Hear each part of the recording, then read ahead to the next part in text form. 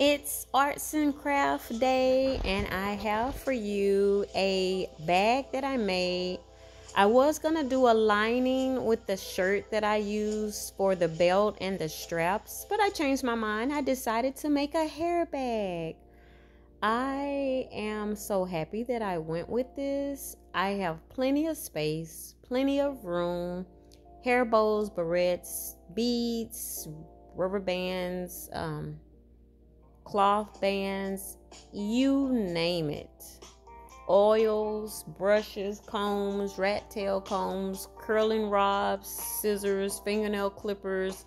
I love that I have the pockets here, the back pockets, the front pockets galore with the straps. If I even wanted to convert it for maybe taking it to the beach, I could also do that.